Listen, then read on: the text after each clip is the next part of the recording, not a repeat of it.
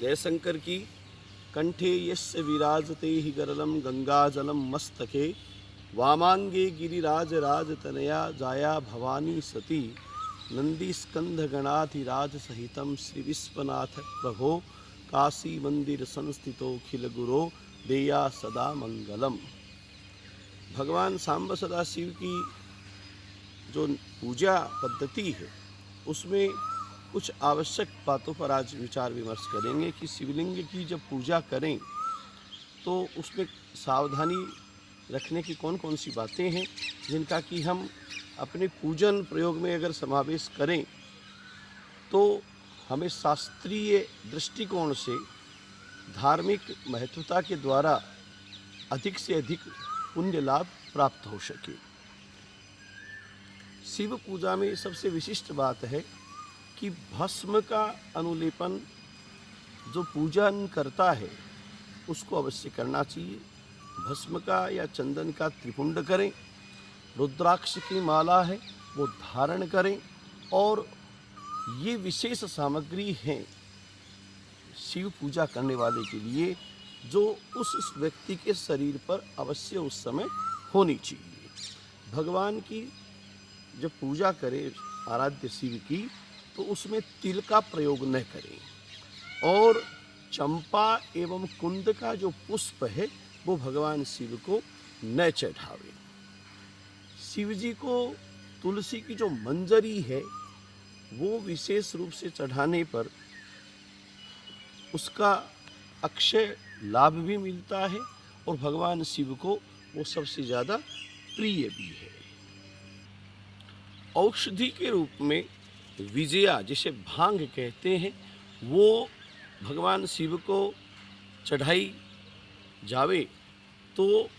रोगों से विमुक्ति मिलती है, और शमी पत्र जो है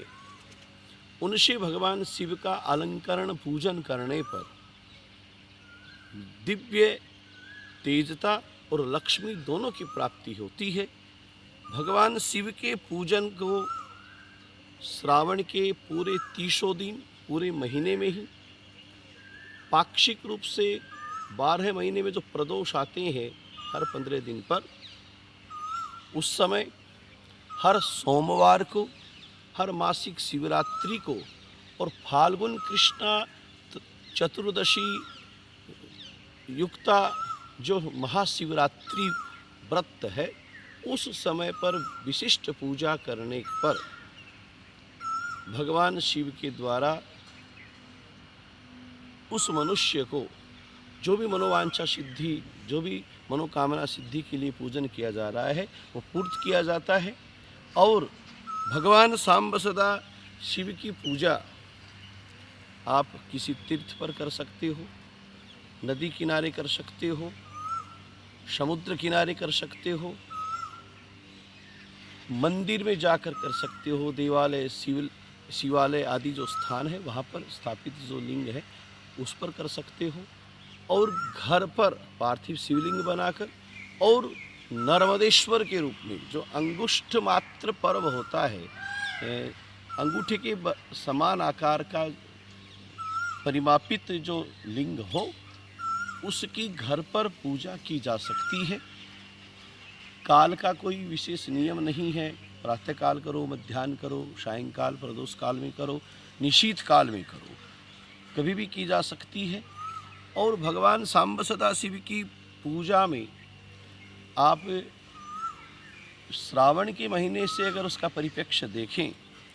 तो जितने भी प्रकृतिगत, चाहे पत्र पुष्प हो या श्रृंगार की अन्य उपकरण हो, उनसे भगवान सांब सदाशिव का अलंकरण और श्रृंगार करना चाहिए। और बिल्व पत्र जो है वो अवश्य ही भगवान शिव की पूजा में चढ़ानी चाहिए। बिल्व पत्र चढ़ाने से ही सारी पूजा का कोटि कोटि जो लाभ प्राप्त होना चाहिए वो कोटि गुना लाभ जो है वो बिल्व पत्र चढ़ाने से आप प्राप्त कर सकते हैं। पत्र आदि जो है वो कटे फटे न हो, खंडित न हो, और चाहे अन्य पुष्प हैं, अन्य वनस्पतियां हैं, ये सब जो है, जैसे मेहंदी का जो पेड़ होता है उस पे जो मेहंदी की शिखाएं लगती हैं, उन मेहंदी की मंजरियों को भगवान शिव को चढ़ाने से अगर किसी का विवाह संपन्न न हो पा रहा हो तो मेहंदी, हरी मेहंदी जो है वृक्ष मंजरी के रूप में, उस मंजरी को भगवान शिव के लिंग पर चढ़ाने से विवाह में अगर देरी हो रही है या कोई ग्रह जनित दोष है तो उनका निराकरण होता है और शीघ्र ही अच्छे दाम्पत्य की प्राप्ति होती है। अच्छे दाम्पत्य की प्राप्ति के लिए भगवान शिव के निमित्त प्रदोष काल में पूजा अवश्य करनी चाहिए, क्योंकि शंकर ऐसे देव हैं जो सदगृहस्थ हैं। संन्यास और वैराग्य के सूचक होने के बावजूद भी अपनी पत्नी, अपने परिवार, अपने पुत्र पौत्रादि बांधवों के साथ में, अपने गणों के साथ में वो एक स्थान पर निवास करते हैं और एक आदर्श गृहस्थ का वृत्तांत है वो भगवान शिव प्रस्तुत करते हैं। तो इसलिए अच्छे गृहस्थ की और दाम्पत्य की प्राप्ति के निमित्त से शिव की प्रदोष काल में पूजा करनी चाहिए।